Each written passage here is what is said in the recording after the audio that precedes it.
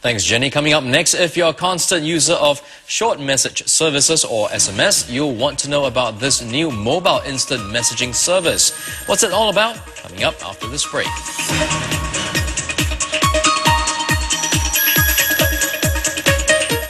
Welcome back to the program. Well, first it was the short message service or SMS technology, the most popular mobile phone service today.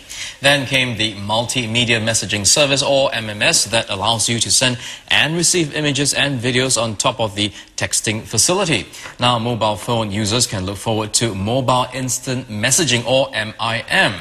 Now, it's a service that enables real-time communication between two or more people based on typed text via mobile phones and computers, and the MIM service will be launched in the next year by leading operators in Asia.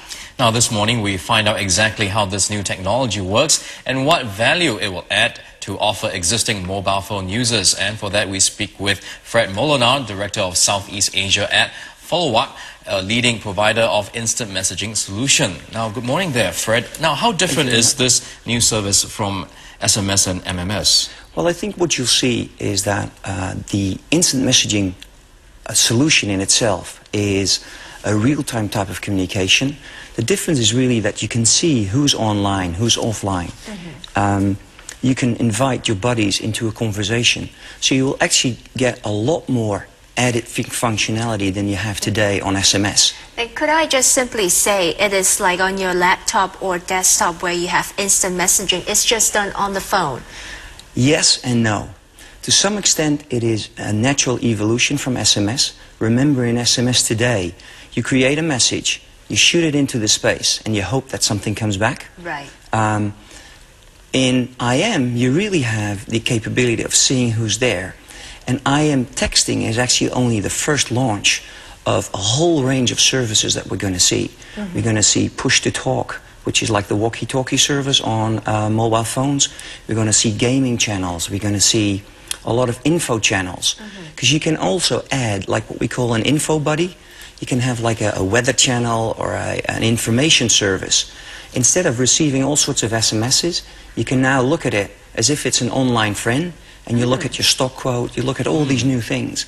So it's really only a very early start of many things that are coming. So with that many functions to this new way of communicating, do you need to use new mobile phones or is it available on existing phones? Well, it's actually been around for a while. It's actually, you can do it on WAP, you can do it on SMS. But the real good experience works on the newer phones which have been introduced, I'd say, in the last 2 years. What you will actually find is that if you take your phone from your pocket and you look in your phone, there is actually already a messenger in there. Right. It is just that the operators haven't switched it on. And there's a range of handsets that don't support it today. And for those type of handsets, Followap actually offers a downloadable client. So you can get it to your handset and it runs in the background like a Java game actually. So it's very convenient. Well, it all sounds very exciting, but I know we have prepared some pictures for better understanding for our viewers. Right. If you could just take a look at those pictures and perhaps you can explain to us what we're looking at. Well, when you see the two phones that we got on the left and on the right, you actually see the people. On top you can see where people are, what they're doing. Are they online? Are they going somewhere? It's like GPS where you can tell where they are, you can locate them? Well, GPS is actually something that you could add as an additional function. What is really interesting, think about, for instance, like a dating service. A mobile operator could start to offer location and presence and a dating service all together. So all of a sudden I'm in the football stadium, I'm looking for my friends to go out and talk about the game after the game, and I get people to invite me to come over to Esplanade or any other location. And then we'll all go there together. So is this how it looks like when people start talking to each other using MIM? Yes, the experience is very much the same as it is on SMS, on IM on the internet. So you send the message, you receive a pop-up that says, hey, you've received a message from Fred. You can actually invite your friends into a chat room. And start a group conversation, right? Group conversation. And this one is really interesting because here you see the connection between Microsoft as a business tool. And on the right you see Google Talk, which is basically on the internet today. So the internet and the wireless world are actually getting connected into different communities. So you can talk to someone who's on a computer to another person who's using the mobile phone, is that right? Exactly. Yeah. And that's actually happening today. When you look at an operator like Vodafone, what, for instance, Followap has done, we have interconnected all of the Vodafone operators. So a user in Italy can actually send a message to a user in Spain, or in England, or in the Netherlands, but they can also add a buddy from their MSN list onto their mobile phone, and the other way around. And you just mentioned a few countries there. Where is this service introduced right now? Where was it first introduced? Well, first introduced, it was in the States. In the States, instant messaging has always been bigger than SMS. It's only lately that SMS is picking up.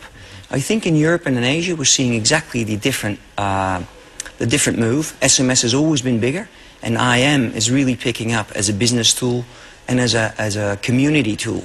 Right. And we're now bringing IM to the mobile phone in Europe and in Asia, whereas in the States there's already continuously about 10 million people online every day. This is really exciting and interesting because you're telling me I can even locate the people. Yes. I can track them down. That's fine.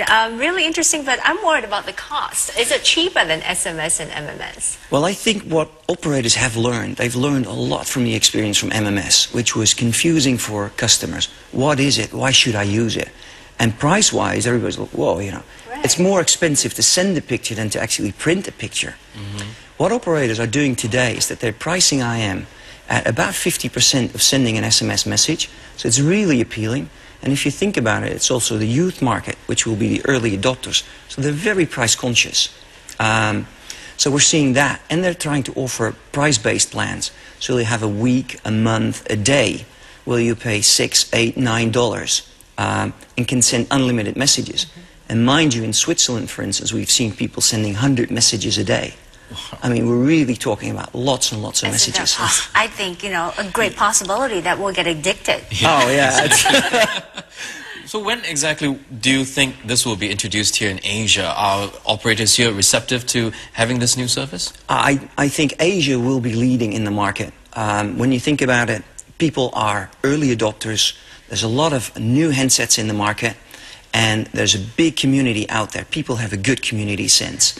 When we talk to operators as Followap in the region, and we speak to about everybody in every country, I think within the next 3 to 9 months, you'll see 60 to 70% of the operators launching a mobile instant messaging solution in the market.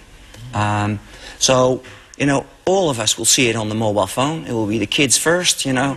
First we get a target audience, the yes, kids? It's actually the youth, 12 to 25, the yuppie market, and then it's the business market, because you can also, when you think about it, the business community already has the big companies.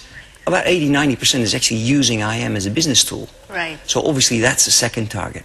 But I think in a year and a half time after launch, you will see it to be a mass market tool. Everybody will be using it. I will be using it, you will be using it. Yeah, one day the two of us will be using it as well. Thank you so much for coming in this morning. Our guest this morning, Fred Molenaar, Director of Southeast Asia at IT firm Followap. Well, this is Prime Time Morning on Channel News Asia. Do stay with us. We'll have more after this messages.